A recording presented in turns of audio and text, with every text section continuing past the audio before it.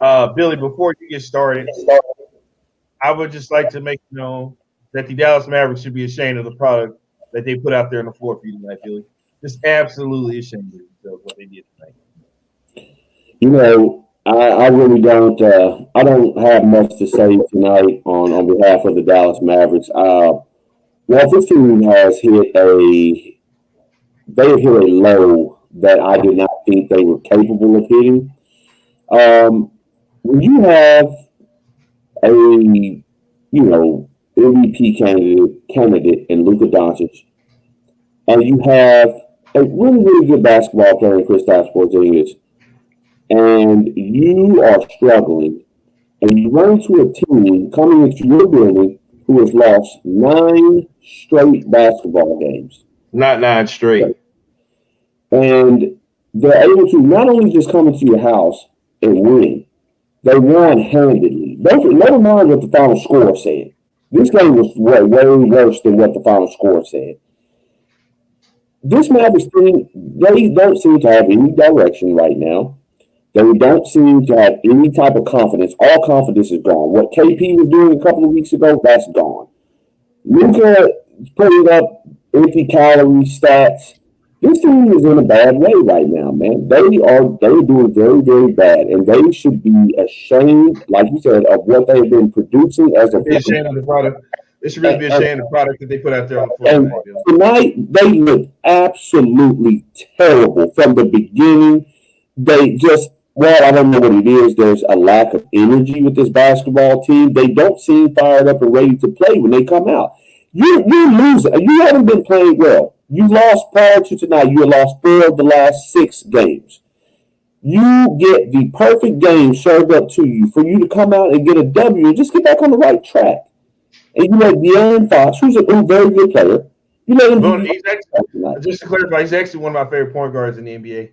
Yeah, he's a very good player. Young guy, very good. 30 points. Harrison Barnes came back and just slapped me, Mark Cuban, Donnie Russ, and everybody in the face. Gave us 24 tonight. And DeLon Wright was out there making moves on you too. Yeah. Another forward Maverick. These guys should be ashamed of what they put out there tonight, man. It would be hard for me to accept a game check tonight. If they were giving me a game check, I'd have to go out and turn around and here, Mark, keep this one. This was on me. This was embarrassing tonight. How dare them let a 7-0 Kings team that's lost 9 straight that lost 9 straight come in here and beat the hell out of you. They should be ashamed of themselves. I don't want to hear from anybody. I don't want to hear any excuses. I've been on Twitter. I've been monitoring Twitter, and everyone's, it's Rick's fault. KP only had this. No. The team as a whole. That goes for Josh Richardson. It goes for Maxi Cleveland. Step back, Jack. Yeah, it goes for Luka, too. I'm sorry. I don't care what you guys say. I know he scored 37 points. That means nothing to me. That means absolutely nothing to me tonight. What about when the game is on the line, when it matters? Why do we have to get all these empty calorie stats at the end to make it look a certain way when we had every opportunity to take this game? Well, they lost 9 straight games. This team had no business being in the same gym with us tonight. Came out here and right in the mouth. Yeah, and I told you, this team doesn't seem to show any fight after they've been punched in the mouth. And I'm here to tell you, if you're a team that's struggling like the Kings. Oh no. Look at this right here. Okay, panic mode. No, come on, guys. Don't panic. You see that right there? Leave that phone in that first line right there. Mavs don't have any leadership identity out there. And I've been telling you guys that for a long time. Luka Doncic is not the leader that this Mavericks. He's going to grow into it, I hope. I hope and pray he grows into that. But that's not what he is right now, man. When the team is struggling, you got to have somebody that's going to pull the team aside and say, hey, we got to get this thing together right now. What are we going to do? And there's nobody out there doing that. At least to the naked eye. None of us, we don't know what's going on in the locker room. But whatever it is, whatever conversations are being had and not had in the locker room, they're not translating to wins. We have lost 5 of the last 7 basketball games. And what's worse about it is the 2 wins you have were actually against some pretty good teams. You've been losing to trash. That's what's scary about this thing. They've been losing to absolute trash.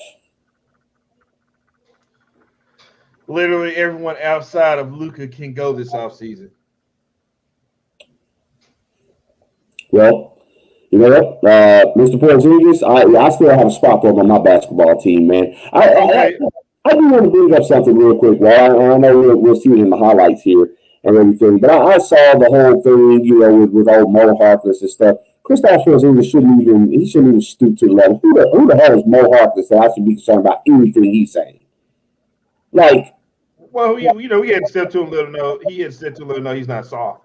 Yeah, I mean that's all fine and dandy. I mean that's cool. You step to him or whatever, but you know, who cares what Mo Harkless has to say? Who the hell is he? Who the hell is he? That would be Mo Harkless, sir. That's who the hell he is. Well, I mean that's fine. He don't get really bells around in my mind when I think NBA. I can think of 100 players that play the game of basketball in the NBA that come to my mind before Mo Harkless. So I don't hate KP. He just plays like he's 6'9". Well, I mean, you gotta. So here's the thing about that, Walt, and I hate when people do that. You know, people say, "Oh, KP should be playing like this because he's this." No, listen. Here's the deal. KP's game. What makes him KP is the fact that he is 7'3", can put the ball on the floor. He's 7'3", can shoot the ball from range. Oh man, Mark Cuban. I mean, our guy Mike Bacsik says he's furious, man. He is upset, man. I don't know. Don't be surprised, guys. In a few minutes here after we show the highlights, we're gonna put that stream key out so you guys can join us on the video call and tell us what you thought about tonight's loss. I don't understand why you'd be furious about this, man. This team has not been playing well. I mean, he says I love Luka, but grow up. Oh, come on, man. It's truth. Well, did you see Luka at the end of the first half? I think he got to the lane and he got he thought it was a foul or whatever. He's all barking at the ref and stuff. That's not doing you any good, man. That's not doing you any good. That does not help these situations. You got to grow up, dude. Like, you're not LeBron James. You're not Damian Lillard. You're not these guys who are going to get the benefit of the doubt. You have to. It takes time. And you whining and crying to the referees all the time, man, is not going to do anything but annoy them and make them not give you the calls. Okay? Yes, the Luka get fouled a lot of times you go to the lane. Absolutely, you're not going to get every call. That's just the bottom line. And all the standing around poo-pooing and pouting and stuff, grow the hell up, Luka Doncic. I love you as a player, but grow the hell up, please. Now, we need you to go right now. Well, let's get over to the highlights and check this out. Why Billy's so fired up? What a waste of 2.5 hours of my life. Hassan Whiteside started on a what was it, 5-0 run to start the game off? Yeah, Mr. Whiteside. Oh, there he is again, Duncan. That's 5. Harrison Barnes, he did pretty good tonight. Yeah. Well, he's a good player. I mean, a lot of people here in the Mavs land wanted him gone. We didn't think he was worth this. He wasn't worth that. He's a very good basketball player, man. Yeah.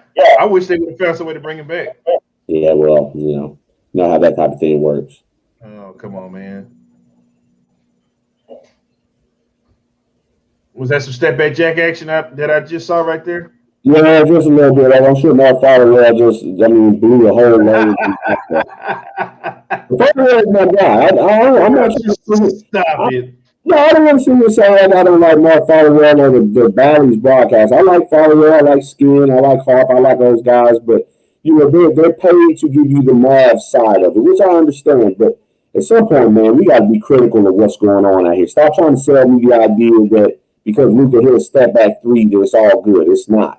It's not. It hasn't been good for a very long time. Okay, so here's a question I was thinking when I was sitting there watching this game. Mike brings up, if this season finishes the way it's going now, you fire Rick. I was sitting here thinking that if the Mavericks don't make the playoffs, I don't see how you bring Rick Carlisle back. Oh, absolutely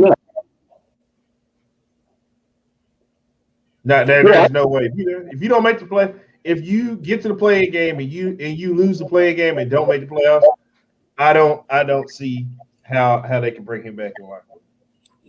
Well, the thing is, when it comes to Coach Carlisle, you will have lost the whole locker room. I mean, you're in position to make the playoffs as it is right now, be it the play-in game or whatever. However that may shake out, you're in position. So to completely lose that positioning or to get into the play-in games and lose, I don't think there's a way that Rick Carlisle comes back. And it's such a shame that we're having this conversation, man, because the Mavericks are better than what we're seeing. See, to Steven's point right there, man. We got to stop that. We got to stop that.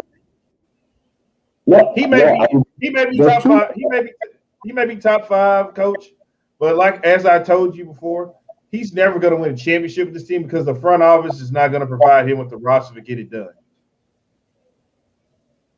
I tell you, Dave, if you take Rick Carlisle and put him on the Milwaukee Bucks, they go to the finals instantly. But he ain't winning no finals he ain't taking his team to no finals. He ain't taking his team to a championship, not this team. Well, but you continuously have said that, it's because the front office won't provide him with the players that he needs to do that. But what makes us confident that if we get another coach, the front office is going to give him what he needs? The other coach will have more time as opposed to Rick Carlisle. Because when you bring a new coach in, you can justify building something. But with Rick Carlisle, we're at a point now. What did Bacsik tell you the other day? We haven't been to the playoffs since we haven't won a playoff game since 2011. Yeah, a playoff series, since 2011. You're right. We have not won a playoff game since 2011. You can't be afraid to fire a coach because you don't know what the next coach is going to do. I mean, Rick's been here for umpteen years, and they haven't sniffed the second round of playoffs since championship run. Yeah. Any coach anywhere else would be fired. Yeah, that's true. That's true. I mean, I think we're just a bit. Well, I get it. Any other coach would have been gone, but I think we're just the benefit of the doubt because he did do something for the city that they never had before. And I think that holds. I'm not gonna say it holds Mark Cuban hostage, but I mean it holds a certain rank here within this organization. Now, whether it should still last this long, that's a whole other story. But I think that, because he did bring this city a championship and everything, be it with Dirk and all that good stuff, and I think that he gets the benefit of the doubt. I do think now it is time for a change. And it's not because Rick's a bad coach or anything, but just this team as a whole, they need a new look, period. Right. New fresh ideas. For a prime example, Avery Johnson. He took the Mavs to the finals. Then they got eliminated in the next round. And then he was fired the next year. Yeah. Yeah. We can't be afraid to turn over a coach just because of that. You can't hold on. Well, you can't let Carlisle go. You got to revamp the entire roster, though. You know why you can't revamp the entire roster? You know why? You don't have any draft picks, and you don't have anybody worth trading. Nobody wants anybody off this team. Yeah, and all your draft picks are gone. Yeah, not for anything meaningful. I mean, you might be able to move certain guys off this team, in the trade, but you're not getting anything back for them. I don't even know that you're getting anything back. Yeah, no. And this is why I stress you have to build your team through the effing draft. There's no way it does not work any other way. And I said this the other night when we were talking to Bacsik. I don't know if it's Cuban, Donnie, and Rick. They're still in this mind frame that I got a superstar player. I can just put other guys around him and win. That ain't gonna work in today's NBA. It worked in 2011 when you got that championship because at the time the NBA was going through a whole different field there. Right. And you can't do that in today's NBA. They keep putting these Dorian Finney Smiths and Maxi Kleber out on the floor, Dwight Powell guys. They're not going to win you a championship. No. It's funny you mentioned those three guys. You got to upgrade those roster spots effective immediately. I don't know how you would do it again. You don't have draft picks. You don't have anything meaningful to trade. You can have all the money you want in free agency, but if you can't get guys here, whatever, only selling point is Luka Doncic, and hell, really, if people are watching him, the way he's been whining lately and all that stuff, and the way we treat him in Dallas like he's a god and he's above everything else, I mean, guys don't really want to go play with that. But it's like I told you also, other players, when they leave this organization, they talk to other players. We look, like I said, we look at Rondo as a bad thing. What happened? But Rondo went to other players like, hey man, you don't want to go to Dallas. They ain't gonna let you do this and they ain't gonna let you do that.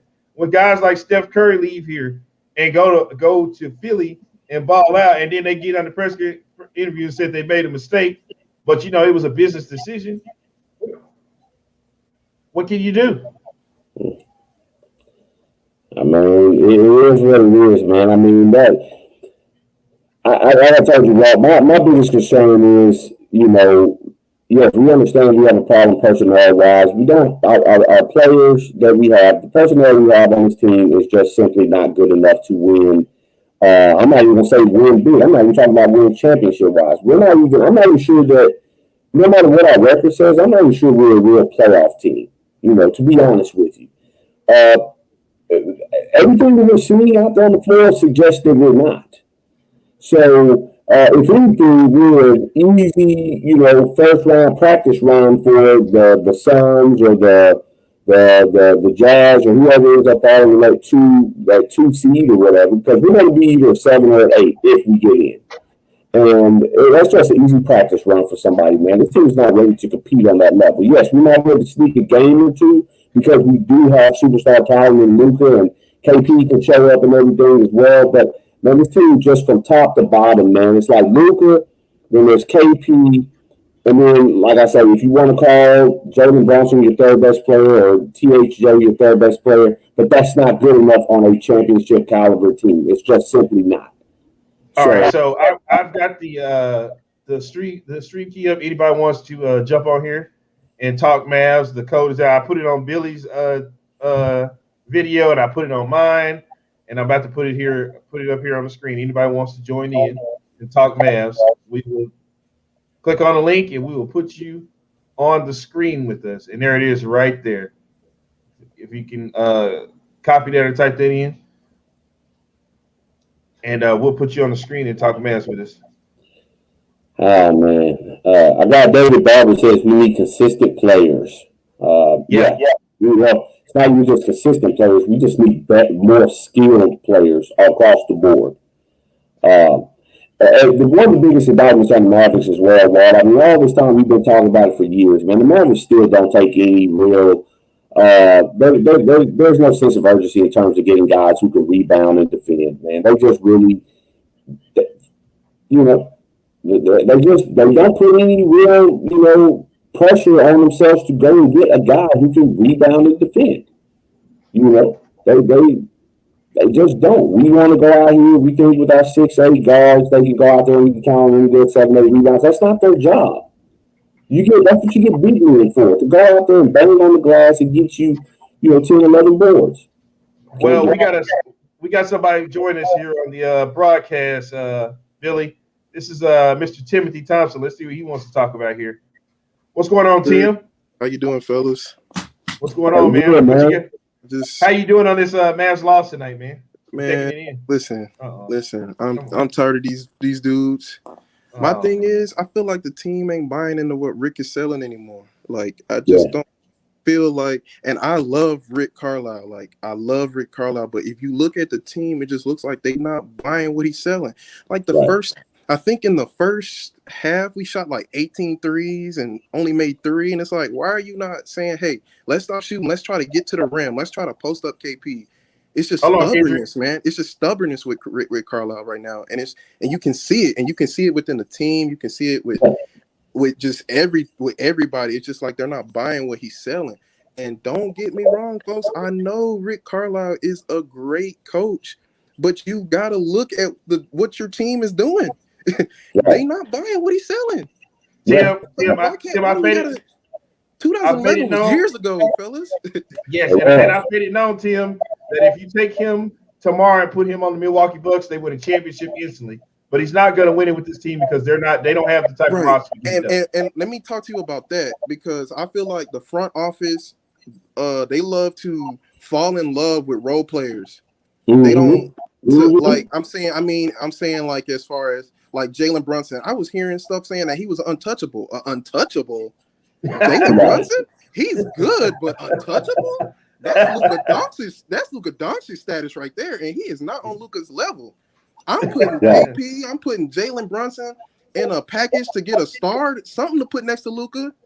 But and I don't want people to think like I'm bashing Jalen Brunson. I like Jalen Brunson as well, but he is not a player that you should be saying is untouchable. Where is that coming from? You want to take that one, Billy? It's just weird. It's just weird how they fall in love with these role players and like these guys are going to take us to the next level. It's like, no, these guys are role players. You don't have no other star next to Luka. No other star. You got nothing but role players. Nobody's untouchable other than Luka. Absolutely. Thanks, appreciate y'all, fellas. I enjoy y'all show, man. Appreciate you guys. Hey, appreciate it, man. To Tim's point there, real quick, man. Like, the Mavericks do like to celebrate these role players or whatever, and I don't understand what that's about. I mean, I know the Dorian Finney Smith story is great. I mean, everybody likes it. He dude got it out the mud, right? Okay, he's come a long way. He's worked his way to the NBA, and he's found a home in Dallas. That's good.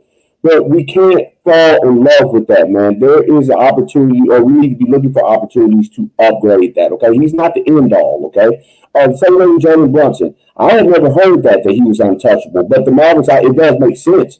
They do treat him as such, you know what I'm saying? And whether it's Tim Hardaway Jr. and all these guys, yeah, they can get hot for a moment, but what this team really needs, man, the formula is out there. You have to have multiple stars on your team. You can't just have one guy and a whole bunch of guys. Hey, this next guy is very familiar here with the show. Get ready to hold on to your seats because I know where this is going. But the Kendrick is joining us right now. My God. What's up, my guy? Say, man? What is it you want to say, man? Yeah, we just lost wire to a 22-win team. What did I tell you? You didn't have the lead. What did I tell you? This is a team that will run. You better get ready to put your sprint shoes on when you're playing these guys. Yeah, and that's why I tweeted Billy. I said, "What do the Mavericks rank in pace and fast break points? It's got to be at the bottom or near the bottom." Yeah, for a team that's supposed to be. Yeah, for a team that's supposed to be quote a young team, the other guys said that basically they run out the 2011 game plan like they have a bunch of 30-year-olds trying to run like you said a system. Yeah. And you just need to let these guys listen. If you don't have great talent on your basketball team, the Mavericks don't. They have top talent, but they don't have the rest of the talent is not good. Right. To get guys going is to get easy baskets. Yeah, when you stay running out of system, just walking the ball up time after time after time after time, then you're gonna see why you can't. If you ever notice, if the Mavericks make a run, they can't sustain that run. If they want to come back on the team, they can't sustain that comeback because they don't get easy baskets. So you stay playing a half-court basketball game, you're gonna get teams that, like you said, Walt, want to run, athletic. Gonna jump out on you 15 points. And if you try to cut it down, they're gonna jump back on you by 10 points because you have to play perfect basketball when you want to run that type of a system. Right. Hey, Kendrick, remember back in the season, back when we started the show, I said, watch, they're gonna struggle against teams like Chicago, the Hornets, and like Sacramento because those teams run, and when they don't run, They're gonna meet another one Wednesday night. They're not talented basketball wise, but they just run. If I'm the coach of the Pistons, I'm gonna say, hey, just run. I don't care what you do. I don't want to see you pound the ball for 24 seconds in the shot clock against the team. I want you just run on makes, run on misses, run because the Mavericks are not athletically gifted or talented to face any kind of team like that. And that's just the way it is. They just are not. Billy, they just are not good enough talent-wise. When when you running out Maxi Kleber and Dodo and Kick Doors, and then you running, then behind them you running Dwight Powell and Willie Cauley-Stein. I mean, these guys that wouldn't if these guys if you put them, I say if you put them on the Blazers, they beat Bill Wellington waving the towel. I'm just saying they ain't good enough. Mike Bacsik, they basically told you the truth last time I was listening to on radio. They got a bunch of 7, 8, 9 guys that's starting on your team.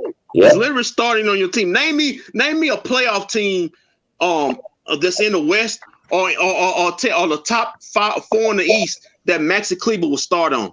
Or be an eighth man on. Oh, that goes same thing for Dodo. You see the 76ers. Yeah, dude, 76ers, they got rid of their ninth, 10th man and traded to us, unfortunately. Kick Doors. Let's see how they team was doing. Before you go, hit us with that famous question that we want everybody to answer. Go ahead and hit your famous question that you like to answer. The best Mav. Best Mav probably would be Jalen Brunson tonight. Okay. Who's the worst? Worst Mav probably would be, man, you can pick out a 3. I don't know. When you lose wide or wide, you just put your ring in the hat, just throw it, man. You can go Maxi, you can go Luka, you can go KP, you can go Kick Doors. Hey, you can go all down the line on that team. Yeah. All right, man. Thank you for joining us, man. We got some other people waiting to get in. All right, man. Y'all have a good one. All right, man. Hey, listen, this next one is very special to me, man. This one is a big one for me. This is my guy right here, okay? I've been knowing him for years. You know, he's battling something right now. And for him to be battling cancer right now and to be joining us on this broadcast right now, it really means a lot to me right now. This is my guy, Gordon. And this guy's probably, Billy, he's probably a bigger Maverick fan than you are. Okay. He's a bigger Maverick fan than you are. How you doing, man? I don't think we can't hear you, Gordon. Oh, wait, hold on. That's you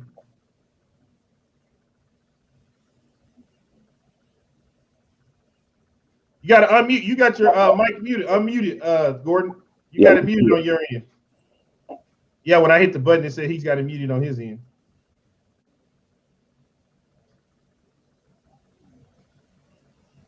Can you hear me? Yeah, we can hear you. Now we can hear you. All right. I'm sorry, Buzz. I'm sorry. What's up, Billy? Hey, man. Taking a minute. Do you see Don Nelson's offense against us on every game that we play, like the Spurs, the Kings? I'm like, come on, man. They're running Don Nelson's offense against us. Now, do you think I want to get your update on that 16 games? We lose. You step to the right or to the left. You're coming in real choppy. I don't know. It sounds like you were asking, do you think Rick should still be here? Was that your question? Yeah, and the last 16 games. I think, to be honest with you, to be completely honest with you, man, I think this last 16 games of the regular season, and should they make the playoffs, should be the end of the run, man. I just believe that. Again, it's not because I hate Rick Carlisle. I always have to preface all my statements with that because I do like Rick. Why? I'm the Rick Carlisle hater right here, remember? That's me. I'm a Rick guy, man. You know, I'm still a guy that walks around here and refers to him as championship Rick. Okay, that was 2 years ago. But you need to drop that. That was 10 years ago. I still give him that level of respect. But man, it's clear that it's not working with this team, man. And it's only a matter of time before, you know, the word spills that Luka doesn't like him as a coach and the other guys don't like him. You're going to start hearing those rumblings. This team has not been playing well over the past couple of weeks, man. And we need Mosley as coach. Yeah. We need Mosley as coach. I don't know if I would go that route, but okay. I don't know if we get Mosley's coach, if we get Mosley, because he fires the team up, man. Mosley he's like, we losing you again. We're losing you again. Oh, I'm sorry. He goes through this psychological stuff with his team. Like, oh, they'll figure it out in the end. And then they don't figure it out in the end. And that's our problem. I mean, you make a good point. You make a very good point. But you know, to Billy's credit, it might just be time for a new voice in the locker room. I mean, we were questioning this back when they went on the first run. And, you know, they had the excuse it was COVID. Ain't nobody got no COVID right now. There's no COVID right now. So you know, sometimes man, you just do get to that point, Gordon, where the message has just run its course in that locker room.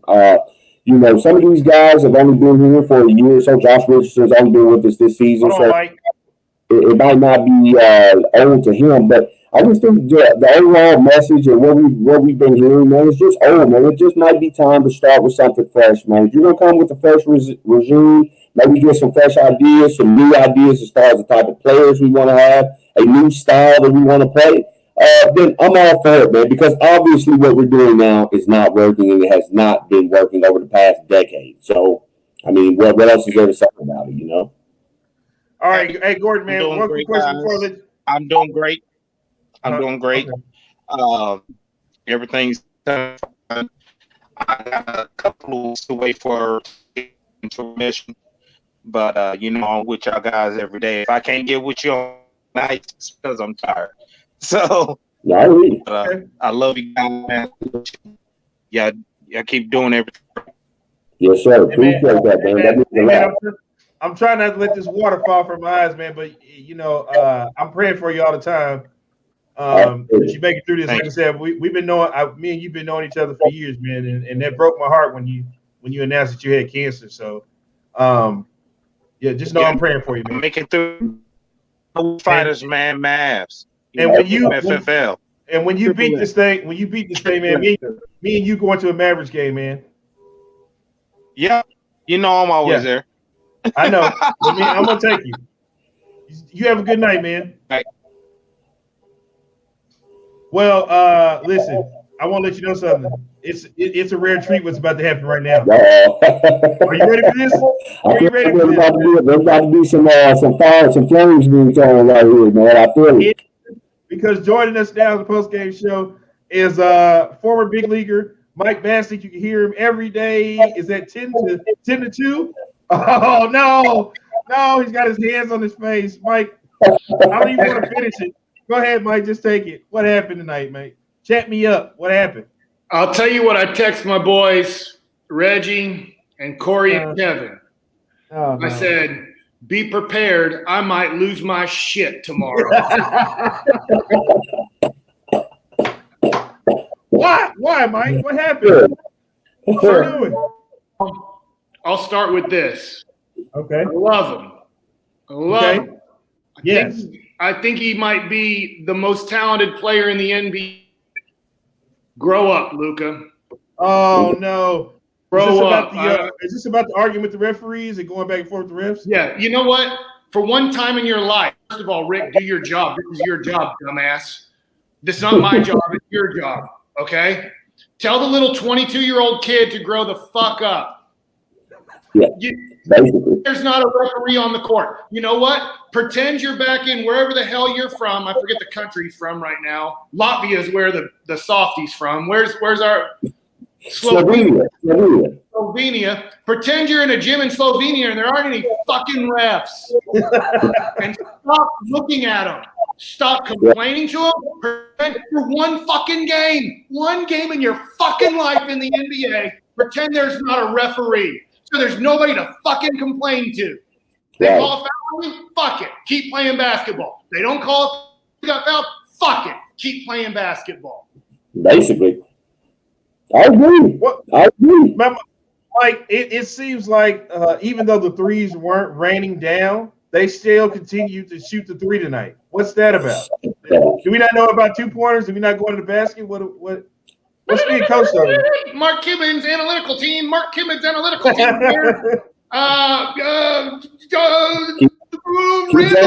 Basketball. Andre Drummond can't help. Nobody's good unless they shoot threes. It doesn't matter if they make them; they just have to shoot them. That's right. That's right. You know, Mike, to your point about Luka Doncic, man, I've been saying this for a while now.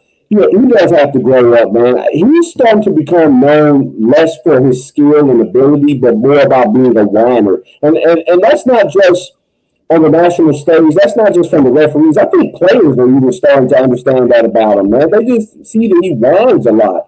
And every time he starts whining, you notice his man runs down the other side of the floor, and he's open for a wide open three or a layup. And he's steadily whining, and then eventually picks up the table. So it's like, what are you doing? Like, stop whining and play the game of basketball. That's what you need to do. Stop the whining, man. Grow up right now. You have to right now.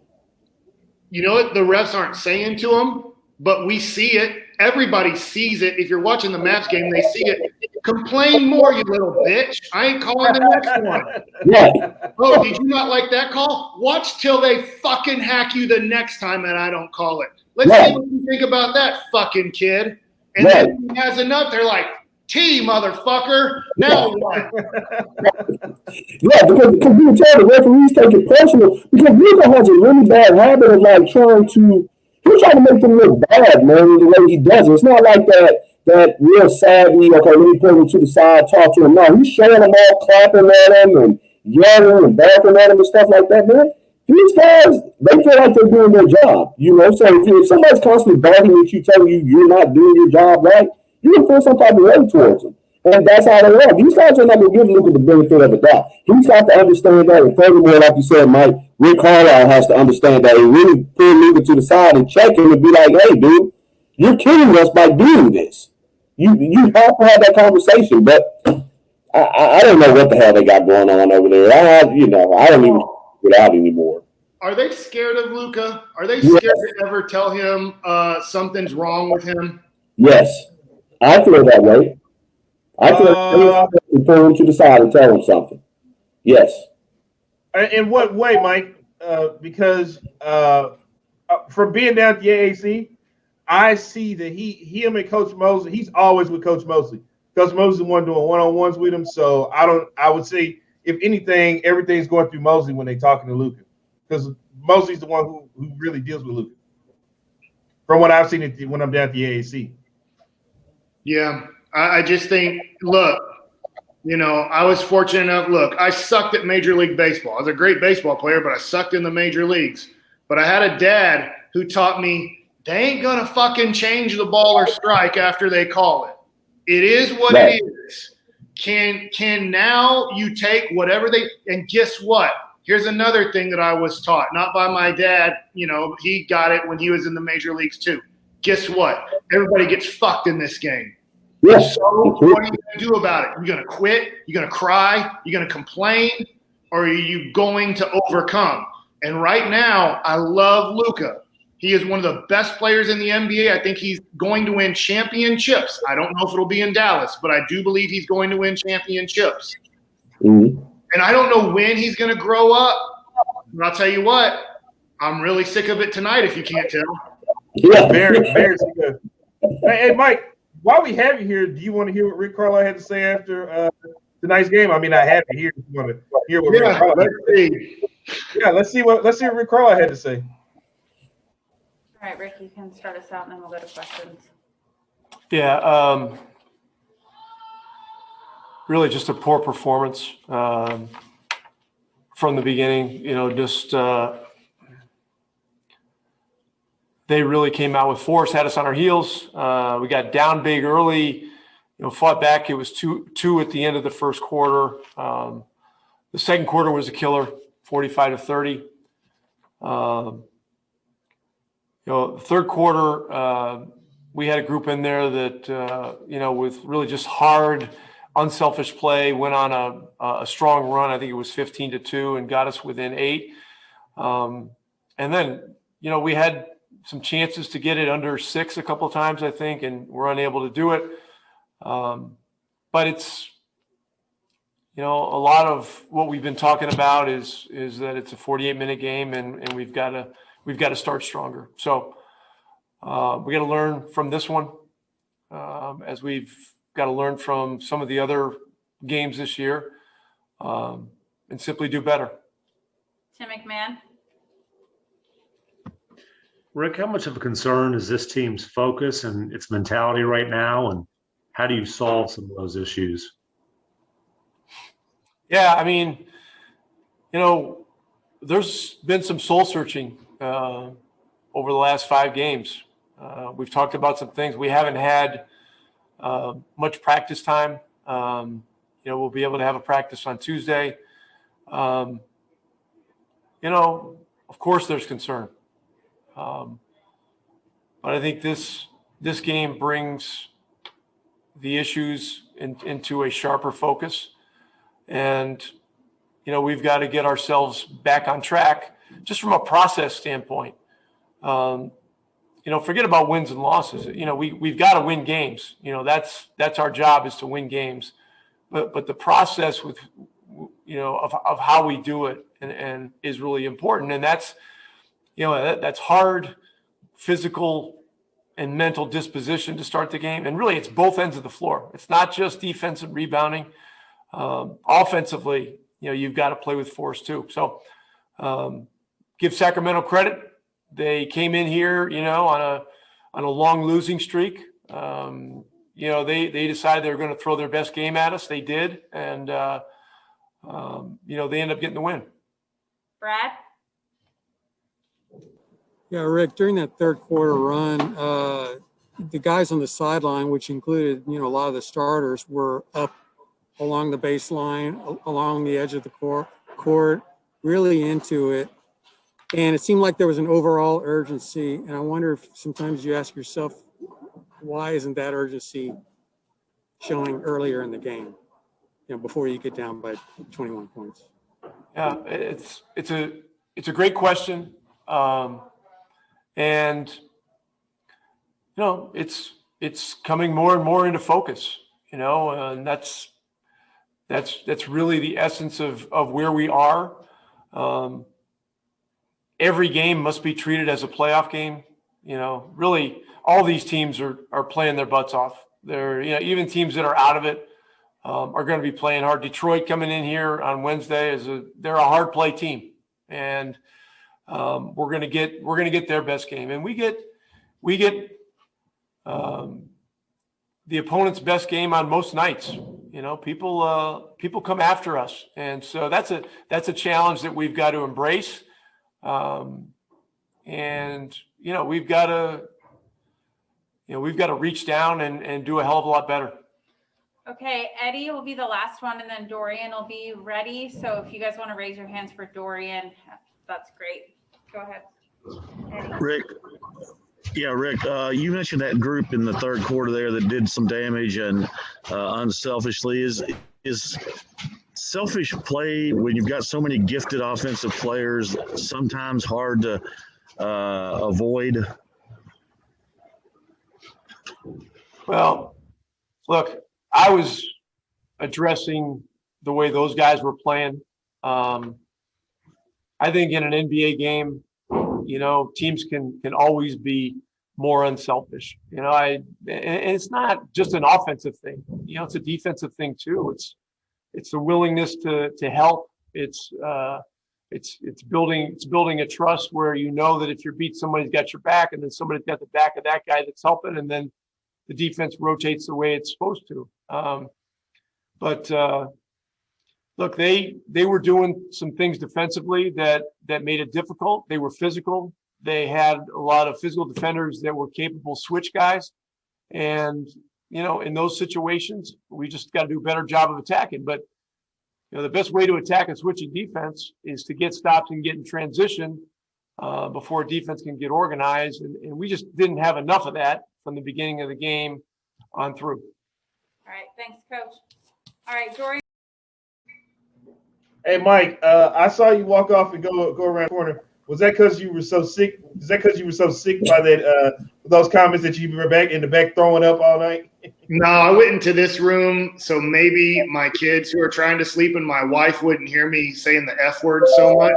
So I went and got my phone from the other room because I didn't know how long the press conference was going to be. I don't mind what Rick is saying there. I think that was a decent press conference. You know, I thought for the most part, I thought Tim McMahon asked a really good question there. Like, this team, I put it in the chat, 20% of our games we didn't try. Like, I know that wasn't the question, but they kind of asked, like, the focus and the urgency. Like, that's the head coach's main job. Like, coaches get fired for not, having a better defensive philosophy or not setting up players in proper spots, this and that. There's a lot of reasons that coaches get fired. But the number one thing is that your players have to play hard. If your players play hard night in and night out, you have a chance. Memphis isn't as good as us. Memphis plays hard every night. That's the only reason they're a 500 team for these 2 years. I mean, look, they've done a great job of drafting later in the draft, but I mean, their 4th overall pick, Jackson, he isn't even playing this year. But you know what? Whoever steps on that court says, I'm going to play my ass off. And I mean, I don't know why. To me, it falls on the head coach. Why is it that 20% of the games this year, the Mavericks, you could say they didn't try? I get it, like 4th night in 4 games in 5 nights. That maybe that last game, you're dead ass tired, and you can look at it and go, man, this team plays their ass off. I get why they're really sloppy and tired and not giving effort. Tonight, 1 out of every 5 games in this season, the Mavericks don't try. Yeah, it's terrible. Terrible. Well, Mike, it's funny you bring that up because I just so happen to have Luka's post-game interview. If you'd like to hear that too, I mean, it's just, hey, Billy, they flying in tonight, Billy. They got to be in early tonight. They got to be in early. But Mike, when they lose it bad, boy, they put them interviews out real quick. All right, go ahead, Tim.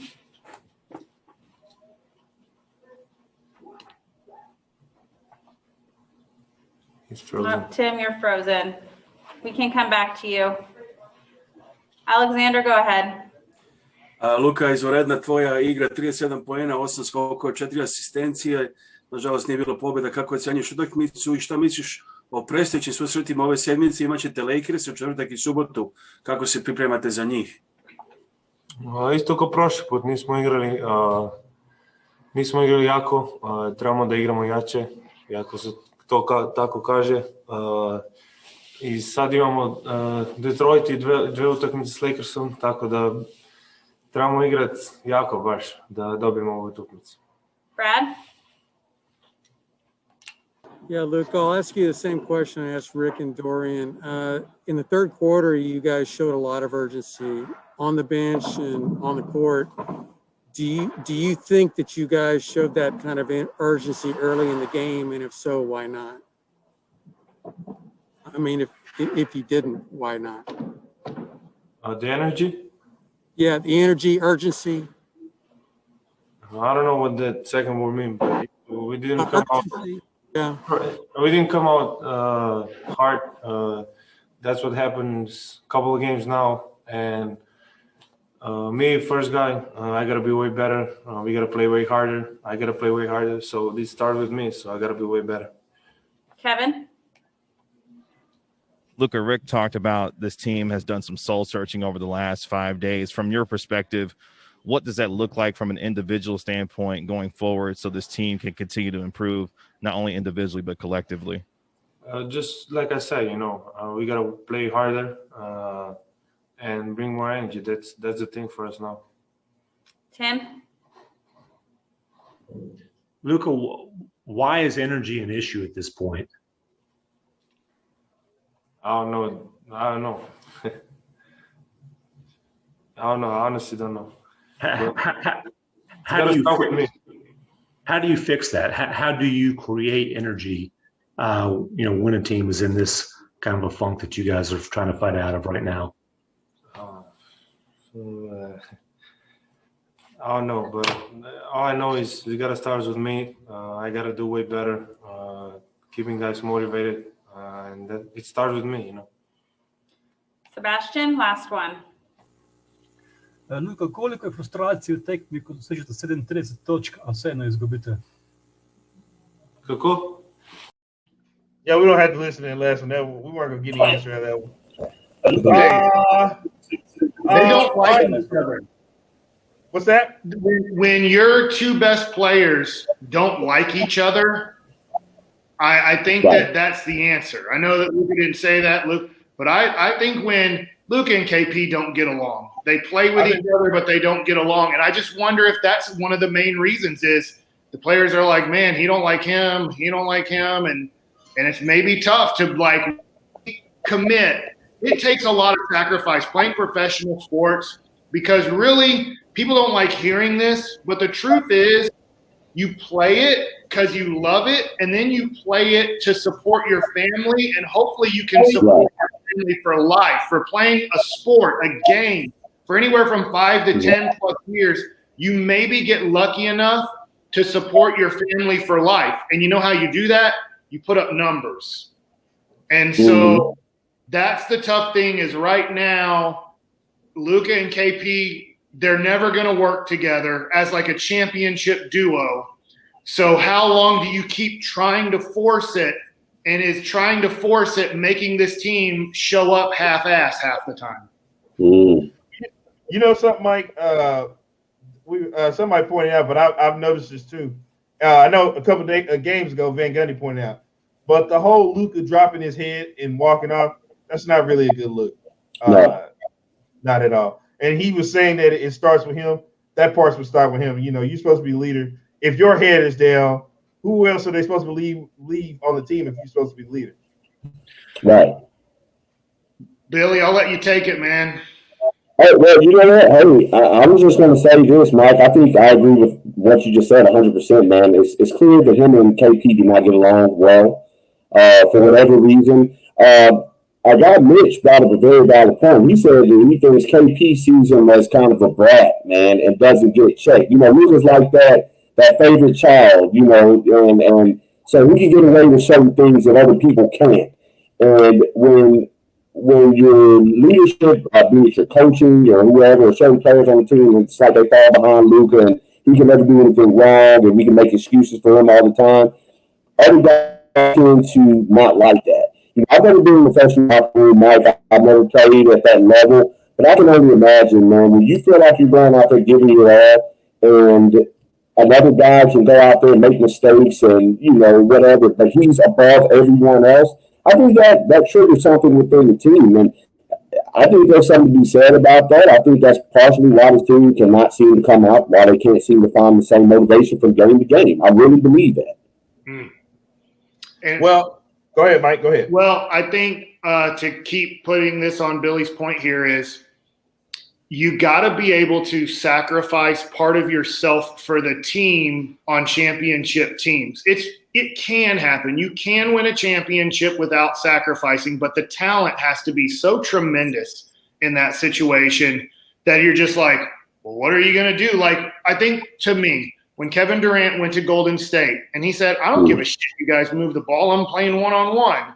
And Draymond Green didn't really like it. Like, they loved having him on the team, but they're like, well, hell, I mean, he's scoring all the points when he breaks the offense, and he does. And, you know, like, they were so talented that they could really not sacrifice for each other, but still win championships because Golden State had that much talent.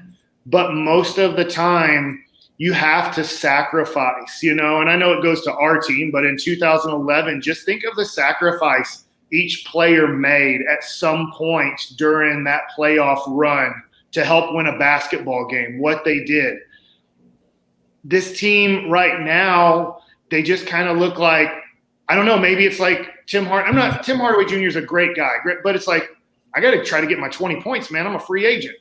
You know, right. Jay Rich, man, I'm out here getting traded left and right. You know, now Jay Rich is just having a tough year, man.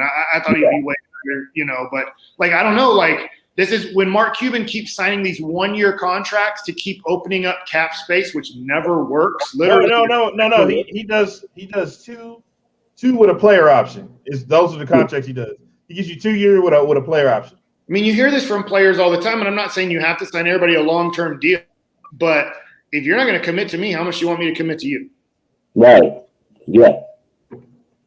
Absolutely. Yeah, and that's really bad, especially when you're giving up your draft picks left and right.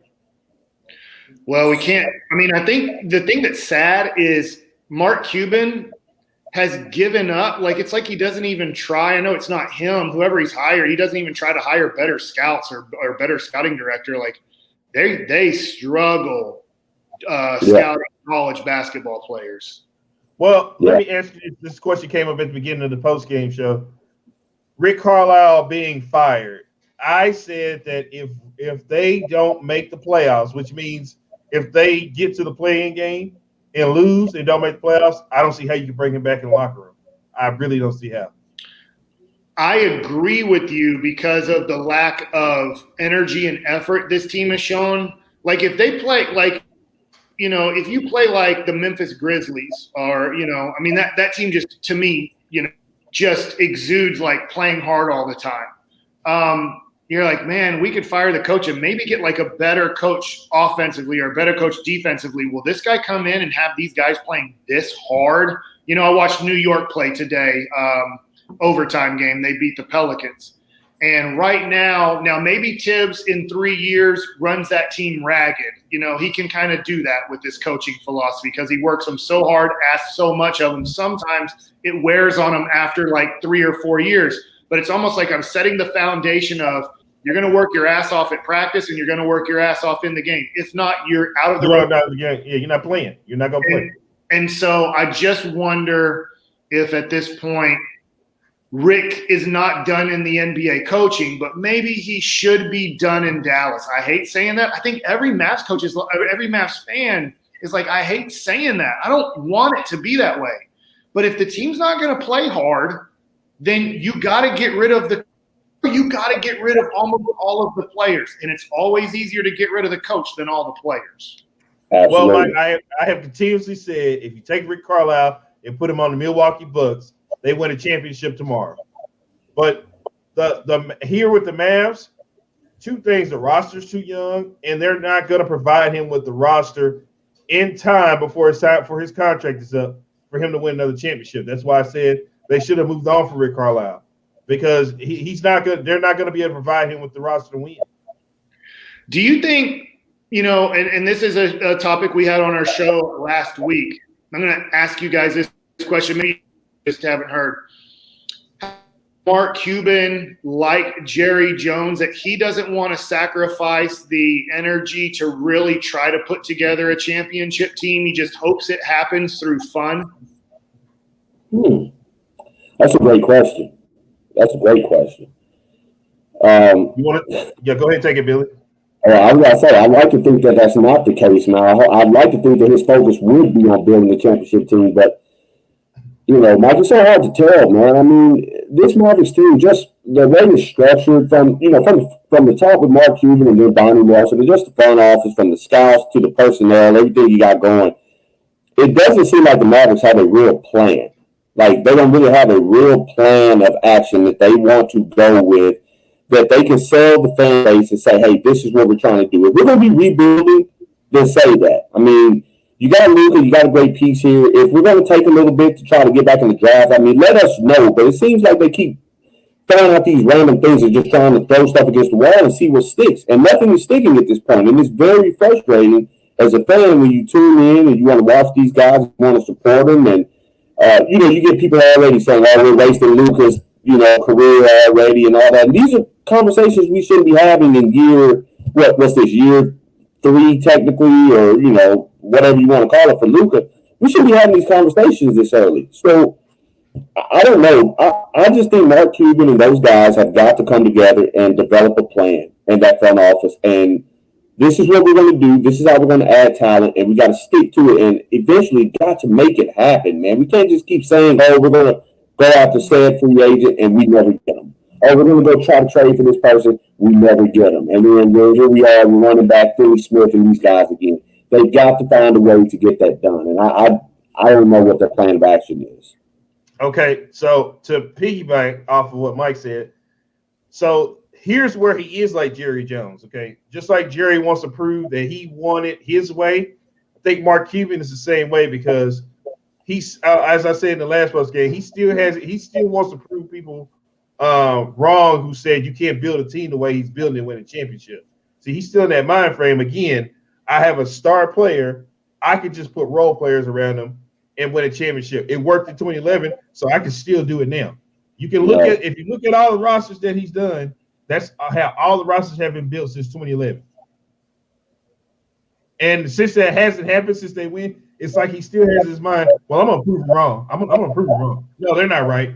They're not right. I'm right. And that's what's going to happen. You know, he criticized Daryl Morey, but Daryl Morey had GM of Houston Rockets the correct effing way. I mean, look at Philadelphia right now. Right. Think about this, Mike. Every person Daryl Morey went out wanted to get, he got. There was no, he didn't come here. He wasn't going to come here. He traded for him and he got him signed. Yeah. Yeah. Well, you know, I agree with you. Well, you know, the other thing too, which is so funny, and we do interview Mark Cuban on Thursday at 1:00. Oh, man. 105.3 The Fan. So we do have Mark Cuban because he was complaining on social media. This is just everybody talks Cowboys, nobody talks Mavericks. And so we're like, we want to talk Mavericks a lot more. We do talk Mavs a lot on our show, but like, you got to sacrifice too, man. Like, you know, we're just talking about Jerry and Steven. I put it out there, man. I'm like, Jerry and Steven each come on our show over 40 times a year, over 40. You come on 105.3 The Fan once, twice a year. You know, ESPN doesn't have a station anymore. So now you go on The Ticket once, twice a year. Like, but you want all the, like, Jerry knows how to get all the press. Jerry knows how to make national headlines. Mark knows it too, but, you know, I mean, maybe he'll do more of it now, you know, but. Hell, after 2011, you couldn't keep his ass off TV or on a radio station. right. You couldn't keep him. He was everywhere. Yeah. I mean, damn, that was pretty funny. But, like, you know, one of the things, Mark, and I got to be, you know, I'm not gonna, you know, just you need to do this and you need to do that. People sometimes don't understand in interviews. It's like, yeah, I have strong opinions, but I don't just throw my opinions at Mark Cuban. I give him a question, try to lead him into maybe something I think, but however he answers it is how he answers it. And one of the things that I want to ask him about is, you know, he says Dorian Finney Smith, who had a very good game tonight. He's like the only person who had a good game tonight. Dorian Finney Smith is one of the most underrated players in the NBA. And then the next week is Bacsik Cleveland is one of the most underrated players in the NBA. Man, Brunson should be sixth man of the year. Tim Hardaway Jr. is our big number 3. You know, and it's like, wait a second. You have all of these players, yet you have one of the best records, and then nobody's calling to trade for these guys.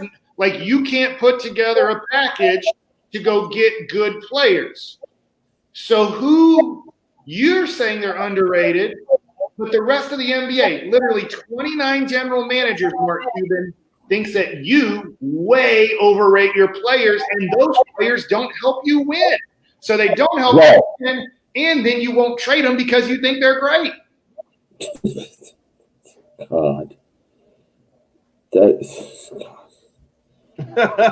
we're all up there.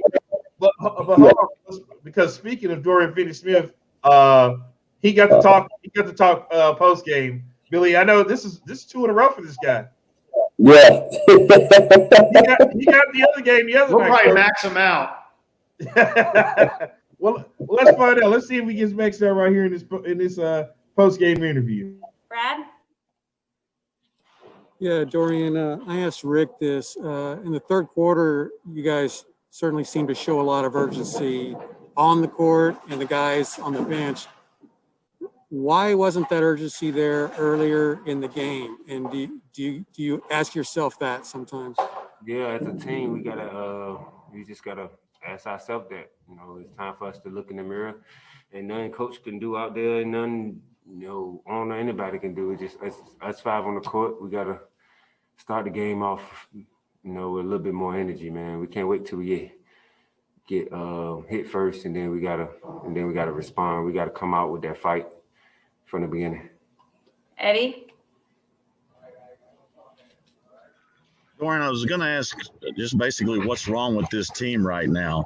But I mean, specifically, are you guys, Rick mentioned it, are you helping each other enough, both on offense and especially on defense? We just got to be a little better, man. We're a better team when we come out flying around. And I think the last couple of games we ain't been coming out with that energy like we have, like we know we can. And, we just got to look ourselves in the mirror, man. Nothing coach can do. They're giving us all the right schemes and defensively. We just got to, all 5 guys got to start helping each other get better shots and helping each other on defense. Kevin? Dorian, Rick talked about you guys are getting every team's best punch every night. How do you match the intensity knowing that teams are coming in looking to deliver that blow to you guys, especially in the first quarter, and matching that intensity going forward? You just gotta play with some inspiration, man. It's an honor to be here. That's what I do. I just try to play thankful. Thankful to be out there, and that's all we got to do. You just got to go out there and play harder, and stop taking plays off. And we can compete with anybody. We got the talent. It's just energy. All right, thanks, Dorian. All right, Did you hear that? I play like I'm thankful. Did you hear that, Billy? Yeah, I heard that. Yeah, I play like I'm thankful. What does that mean? I have no idea what any of this stuff means anymore, man. I've just grown tired of it. I mean, why are we interviewing Dorian Finney Smith? That's an indictment on this basketball team. It really is. And I'm not trying to hate on it, but I'm just saying, I mean, this is what it's coming. We're not interviewing. We're interviewing Dorian Finney Smith. That should tell you everything you need to know. Yeah, we lost Friday night. When we lost Friday night, Billy, we got Dodo too. Man, this was in trouble. He was in trouble. Here's the thing about Dorian Finney Smith, man. The guy tries hard. Dwight Powell tries hard. Maxi Kleber tries hard. Now, for some reason, as a unit, they've lacked energy a lot this year. Like, we don't care to play as a team tonight. But, I mean, these are all really good guys. They do a lot of great things in the community. Walt gets to cover these guys closer than I get to cover them, right? The arena, besides COVID, you're at the arena when you can be at the arena and really get to know the guys. And these are great people. The people on the Mavs really do represent the Mavericks well, but they're not good enough players. So it's one of these things where, Mark Cuban said the other day, he was on the ticket, and he said something, I'm going to try to quote him pretty much what he said, but he said, what's great about this team, it might be Tim Hardaway Jr. tomorrow night that, gives us the 20 points. And then maybe it's not him the next night. Maybe it's Maxi Kleber, or maybe it's not him. Maybe it's Jalen Brunson. That's not good. That's bad. I don't know how Mark Cuban thought that was good. That scared me that he's a leader of a team and doesn't know that that's bad. If you've ever been on a professional team, or if you've ever been a coach on a professional team, or really talk to coaches, they don't want good and horrible. They need just be okay. If you're okay, just be okay. At least I know what I'm getting every night. You're going to be okay. That's fine. Hey, you're 10 points, 3 rebounds. That's what you are.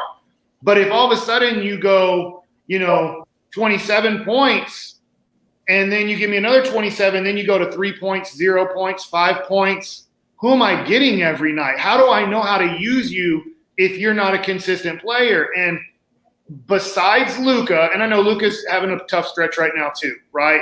KP's having a tough stretch too. But at least I know when KP's on the court what they're going to give me. I know what they're going to give me. It's not going to be, man, KP got 6 tonight. Next night he might get 35.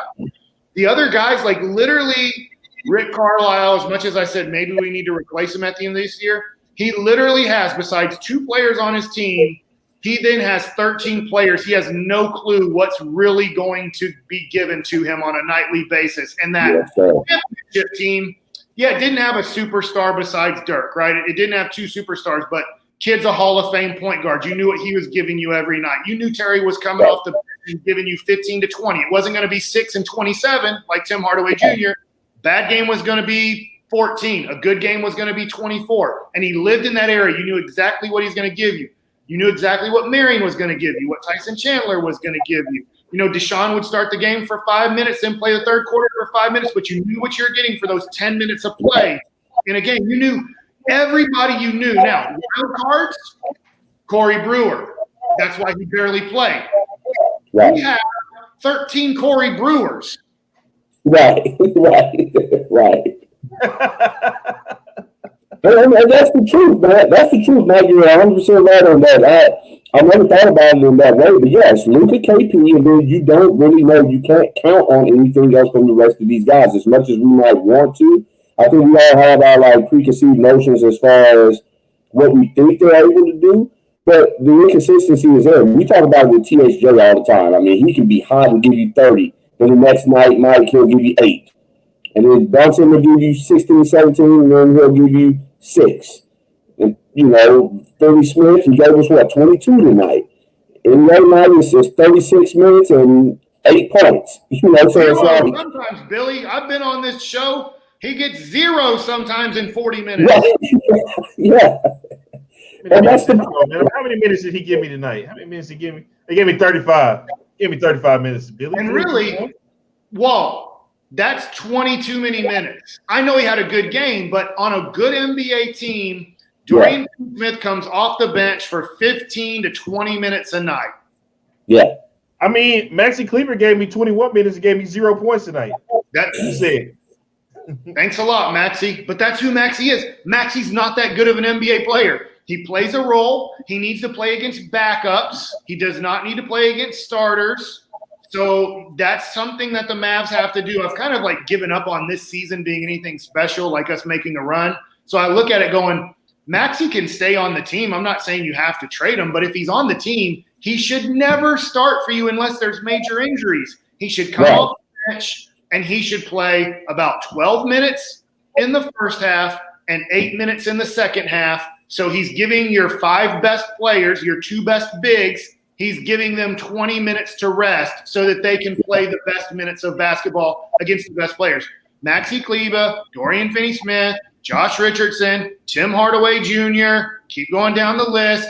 These guys cannot play against starting 5s in the NBA. Those guys are too – and what I mean by that is, against Sacramento. I know we got beat by them, but they ain't that good. But if we have to play Denver, we have to play Utah, Phoenix, LA's, they're not good enough to play in those games because they're supposed to be playing against the Portland Trail Blazers and the Utah Jazz backup players. That's what makes them shine. And then you think, could that guy be a starter? No, he can't. He sucks as a starter. But against backup players, he ain't bad. Yeah. Well, you know what? I have the stats here. I say let's just look at the stats and the facts here real quick. Oh, Billy, it's not looking good over here, man. I don't want to do this to you, man, but these numbers are bowling shoe ugly tonight, man. Bowling shoe ugly. What does this second quarter say? They scored what did they score? 40-something? Oh God. 45. They scored 45 in the second quarter, Mike. 45 points. Damn. To the Mavericks 30. Damn. No one wants to play defense here. Billy, I meant to say Maxi did give us 3 rebounds tonight. I didn't want to cheat him out of all his stats. He at least gave us 3 rebounds tonight. Mike, don't laugh, Mike. Come on. He gave you 3 rebounds. That dude's underrated, man. How many guys in the NBA can get 0 points and 3 rebounds in a game? Yeah, I think that's pretty substantial. Yeah, I think we need to get off his case. Listen, this one hurts me the most, okay? Our guy, Big Stops, Porzingis, did 37 minutes, 11 rebounds, and 9 points tonight. Well, chat me up, Billy. What happened with our guy tonight? It wasn't there tonight, man. Even from the beginning of the game, man, he got open looks. I hate to say this, but, I'm one of those people that believe, okay, get him shots early, get him going early. They didn't. I don't think they did a great job of that. But even the shots that he did get, they just weren't going in. He did not look good tonight. And then, of course, when they got to the third quarter and had a little scuffle, him and old Mo Harkless or whatever, it just seemed like after that it was just, it was done and over with, man. Tonight was not a good night for him. I think he'll be the first to admit that. He looked terrible, but so did everybody else. I mean, it just. You can't have that from him. You need to have him out there playing well. And when he's not out there playing well and not playing at all, this team just doesn't have a very good chance of winning with Luka by himself. And it just, I can't even put any more words with it, Walter. It was not a Kristaps Porzingis night. He did not play well. He did not look in the flow of the game. Like I say, and then when the little scuffle came about, man, it just seemed like it was over at that point. He didn't want to play anymore, and neither did the rest of the guys. Well, Luka gave you 37 points in 36 minutes. I mean, that's like a point for every second he's on the floor, right, Billy? Yeah. There are a lot of people out there parading that around on Twitter right now, saying, how can we blame this on Luka? He gave you 37 points. How does it affect the game, man? That's those empty calories or whatever. That's what's going on out here, man. We got to get away from that. Billy, here's how he affected the game, and I get it, man. For everybody listening, the dude's awesome. I think he's arguably the best player in the NBA. He's Shaquille O'Neal at the free throw line. Yeah. Oh no. And then here's the other thing. Very factual. Dude, it's a 6-point game approximately with 2 minutes to go. We have a chance, a small chance. We have to play close to perfect basketball, and we can beat them. But we have to play close to perfect basketball. And he gets a technical foul. Yeah. To give him a free point. When every point, at this point, there's not enough time to make up a technical foul.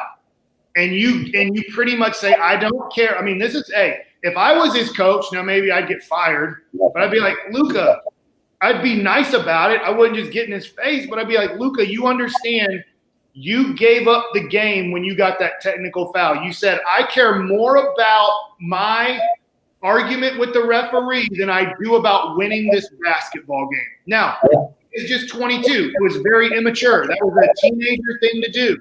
But somebody needs to tell him. What I'm scared of at this point is nobody even tells him of his maturity.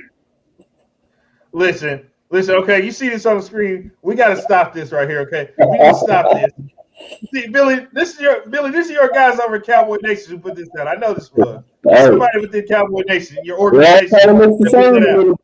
And I'm a bad guy, but it all kind of looks the same, man. It looks good at the end of the day, man. But what about the win?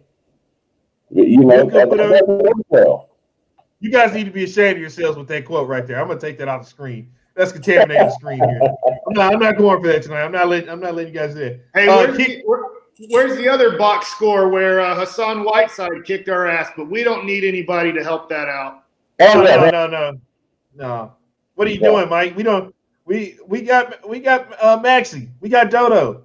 We got Collie Stein out there. I'll get to Collie Stein here in a second. Josh Richardson, your guy, King Doors, Billy, he gave you 27 minutes and 7 points tonight. On what happened with King Doors tonight. Just simply not good enough. That's the bottom line. There's not too much to discuss about it. He just was not good enough. He hasn't been playing good basketball just really over the past couple of weeks, to be honest with you. I mean, the scoring isn't there. And then, I think the defensive effort is there, but the Mavs as a whole, man, I don't know what's going on. They're not a good defensive team to start off with. Let's start there. But their on-ball defense, I thought Josh Richardson. Hold on, Billy. Did you say they're not a good defensive team? Yeah. In case people didn't know that, they're not. I thought we were trading Seth Curry because we were getting better at defense, and that was our focus this year. That's why we drafted the young guys, Josh Green and guys like this. So, what happened? What are we doing? The problem is you got to get those guys on the floor. I mean, there's no question as to who the better defender is between Josh Richardson and Seth Curry. There's no question about that in my mind. But at the same time, it's just like he can't guard everybody. I do think he gives his best effort defensively. He really gets after it. He can get a little chippy at times, but what he doesn't give you offensively. The liability that he can be offensively is what's killing this team. I mean, they kick the ball to him in the corner. You can't count on him to knock it down. I mean, he's a two guard. He's a shooting guard that cannot shoot. So I saw somebody earlier in the comments. I can't remember who it was, but they made the statement that Josh Richardson, we're not using him right offensively. I don't know what the change would be or how we're supposed to properly use him. But someone made the statement earlier. They just feel like Rick's not using him the correct way offensively, and he's not a shooter. So I don't know what they mean by that. Billy, we must be giving him too many wide open shots. Yeah. Because you're playing with a guy named Luka Doncic who's going to get you at absolute minimum 2 or 3 wide open looks a game. If you knock down those 3 3-pointers, that's 9 points right there. You can give a sign in transition. But he's not a shooter, man, and he's really not a scorer like that. He never was. So I don't understand what the idea was that he's here for defensive purposes to get out there and get after the other team's best guard or scoring option, assuming they're not a big man. And I think he does a fairly good job at that. But offensively, there's still a lot to be desired there on that side. Jalen Brunson gave you 20 points in 31 minutes tonight, Billy. Is that okay for you? I'm okay with that. I mean, but the problem with that is, he's giving me 20 points, but I feel like those 20 points he gave me, those should be coming from other guys, some of your more important guys on the roster. And I'm not saying Jalen's not important, but, that 20 points from him, that's cool, but that doesn't do me any good when right under him, THJ gives me 8, and he's supposed to be my 6th man, and Porzingis is my second best player, and he only gives me 9. I mean, yeah, that's great. Bronson gave me 20, but I'd much rather have those numbers from those other guys because that moves the balls moving around. That makes us more dangerous. But, Hey, Mike, quick question. Jalen Brunson is actually his contract is up this season. We have an option. We have an option? Yeah, we have an option, and then he's an unrestricted free agent. So we get him for cheap next year, and then he's an unrestricted free agent. Now, what would cause the option to not go through and for him to basically bounce on us? Oh, we'll pick it up. It's cheap. Okay. It's like $2 million. So, well, you can't trade him now, but do you try to probably work on the trade, or do you keep him? I would like to keep him, but you got to give something to get something. And so if it takes Brunson, I will say this. I know this is short term. I would start Brunson next game. I would take Jay Rich out of the rotation, out of the starting rotation. I'll start Brunson, and I'll see if that helps at all. So when I pass it to Brunson, I'm not saying he's a great three-point shooter, but he's a little bit better than Jay Rich. And maybe that gives us another playmaker. I mean, he's not a great playmaker. Don't get me wrong. Like, he's a great guy off the bench. Brunson is a great guy off the bench, and we try to make him more, but he could be a 5th guy on your starting rotation. And maybe he's starting the game. You can also bring it down and post up Luka a little bit, his career, man. Like, I remember Boston put Kyrie Irving on him. I'm like, damn, man, this kid can post up and take he can post up. Maybe early on in the game, you get Luka some looks closer to the basket, not him having to do it all. 21.4 of his points out of his almost 30 come off unassisted baskets. I mean, he's the most in the NBA. Nobody scores more points in the NBA, I believe. We saw this on Instagram. There's a stat out there. Nobody scores more unassisted points in the NBA than Luka. And I'm not saying Brunson's all of a sudden going to dish out 7 or 8 assists a night because he's on the ball more, but that's one of the things I'm going to ask Mark Cuban on Thursday. Well, I'm going to say, do you believe this team needs another playmaking guard in the future? Well, it's funny you bring it up, Mike, because I want to say a while back, like around December, I was screaming that we probably need to take the ball out of Luka's hands. And I also said it's time to start Jalen Brunson. 2 reasons. Number one, I feel like he opens up the floor a little bit better. And number two, here's what when you sign him back, he's gonna have to start. Mm-hmm. There is no coming off the bench when you sign him back. So with that being said, Josh Richardson, he's not the type of player that you can put on the bench and bring in and get hot. He's got to start, or it ain't gonna work with him. Well, he never gets hot anyways. Right. Speaking of not getting hot, Tim Hardaway gave us 8 points, 24 minutes tonight, Billy. That's who he is. I was telling Dawson like 2 weeks ago. I'm like, I get his numbers. I get the 40% 3-point shooting. I get the 17 points, but I'm like, you can't go off of when he gets hot. And I'm not saying you go off of when he's cold either. He's playing bad basketball right now. He's not this bad, but he's also not as good when he's hot. It's who he is. He will give you 2 weeks of 23 points a night. And you're like, God, like this dude is 23 a night. You're like, no, he's not. Just wait. And he's going to screw you over pretty big time. But he's not that bad when he's going bad. And he's not that good when he's going good. I got to go plug in my computer, or you can let me go. One or the other, Walt. You tell me. Whichever one works for you, Mike. That's fine. We're just going to finish up the stats, man. Thank you for joining us, though.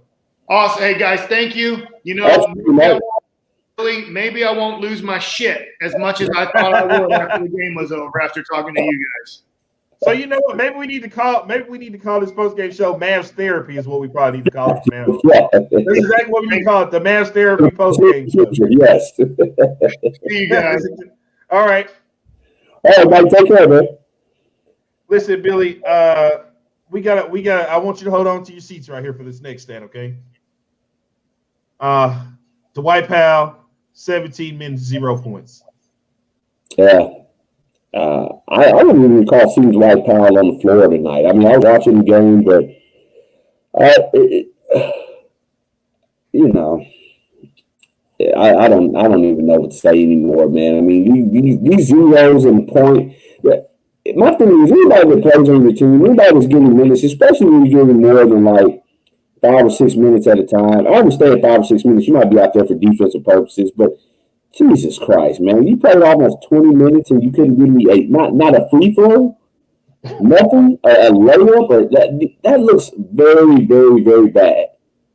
Well, Carlisle Stein gave you 5 minutes to score 4 points. So point for almost every second he's on the floor. For every minute he's on the floor.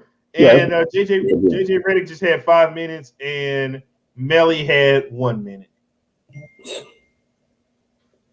I don't know what the hell. I'm sorry, man. Listen, man. I don't mean to disrespect you like this, but no, I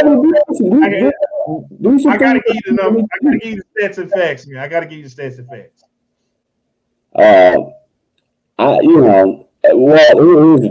Here's the deal. I have no problem with the numbers, man. We need to go over it. The problem is, man, this Mavericks team they have so many holes, right? There are so many holes that they need to fill. They're not a good overall basketball team. I mean, our guy DJ, one of my good buddies, man. He commented the other day on one of the videos, and he was like, the Mavs would be a very dangerous 8th seed or whatever, you know. And what are we doing behind that, man? Assuming, but the thing is, man, the Mavericks, when they're playing their style of basketball and they're playing well, you know, this is a 3-point shooting team. They jack them up like nobody's business. Well, when they're falling, the Mavericks are a very, very tough team to beat. But you can say that about a lot of different teams. So what separates the Mavericks being on a good 3-point shooting night from any other team? Well, the Mavericks, when they get hot, man, it seems like it goes throughout the team, man, because you're getting THJ. He's going like 7 of 9 for 3. Brunson's going 4 of 5. Luka's just out of control. He's getting in the lane. KP's knocking out shots. Maxey's getting shots. Finney Smith, all these different guys. The problem is you cannot count on that with this team. And as you pointed out as well, man, if this team acts as if they don't understand if the 3 isn't going in, they act as if they don't understand any other way to play the game of basketball. And that's where and other teams know that. Okay, you're not hot. We're just going to continue to contest these threes. And I don't know what the hell just happened. I think the Civil War is taking place outside over here in my place. I just heard about 10, 11 gunshots. Maybe I don't know. Maybe people are taking this Mavs loss a little harder than what I thought, man. But, don't worry. If anything happens, it'll be on the first 48. Yeah. So, but no, man, this team they're just in a bad place right now. They're not in a good headspace. They've got to find a way. This next game coming up, man, it's got to be in their mind, it's got to be a must win. Every game at this point is a must win, but they've got to find a way, man. I don't give a damn how they do it. I don't care how Luka and KP have to kiss and make up, whatever the situation is. I don't care. I don't care about none of that. They got to find a way, man, to get out here and get a win. Because, I'm telling you, I can see this Mavericks team just completely imploding. If they lose, say, like the next 2 games, well, you don't leave it up. This team isn't going anywhere. I don't even consider them winning a play-in situation. You're on the verge of losing the locker room. You're on the verge of losing the locker room with how they're playing right now. When you start losing, guys start looking to find out who's going to step up for us. Who's the leader? Is Luka our fearless leader? Is he going to tell us, hey, guys, come on, we're going to pull our way out of this? Okay, no, we're not sure about him. Is KP that guy? No, KP hasn't been here long. We don't play enough. Finney Smith isn't that guy. THJ is not that guy. Not that we're aware of. Nobody wants to apparently believe in Rick. So it's like, what do we do? What do we do? Do we just sit here and just hope for the best? Or if somebody will step up and say, hey, we got to be better and we're going to be better. And that's going to be the dilemma with this team. They got to find a way to pull some leadership together, Walt, because right now this thing is falling apart, and it's falling apart before our very eyes. So next up, they got the Pistons, the Lakers twice. They see the Kings again. They have the Warriors, then the Pistons, and that's how they end the month. Well, so let me read that to you again. To finish out this month, you got the Pistons, Lakers 2 times, the Kings again, the Warriors, and the Pistons. Well, I'm going to go out on the limb here, man. I'm going to go out on the limb here. Okay. And before you go real quick, I just want to make this known. I think it's been confirmed that AD is coming back this week. That's fine. That's fine. I'm going to go out on the limb here because I can. This is going to sound completely irrational.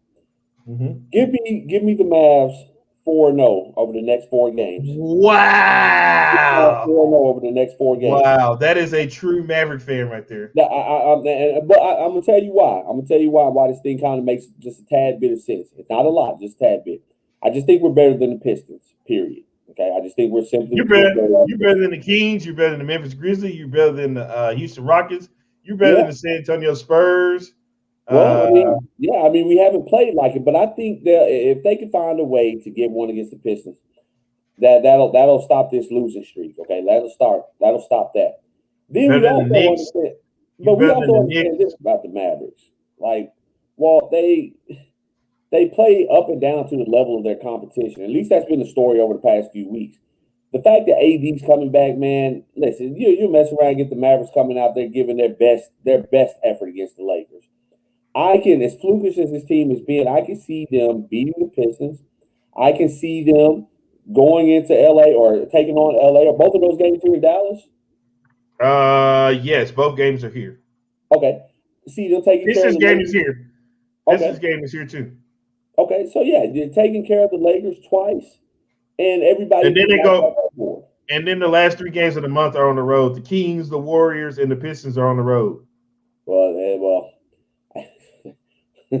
I don't know. I just have this crazy gut feeling that they're going to find a way to beat the Pistons, which isn't going to be the end of the world. But if they beat the Pistons, man, I'm concerned to see how they're going to play against those Lakers with AD coming back. It'll be interesting to see how they play that game.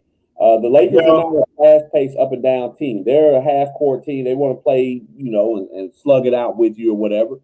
So the Mavericks might have a great chance of taking them on and beating them or whatever, just depending on how they're playing. So, it sounds irrational, but I'm going to give the Mavericks an opportunity, man. It starts with the Pistons. We got to go one at a time, but I can flukishly see the Mavs running off, 3 or 4 games straight here.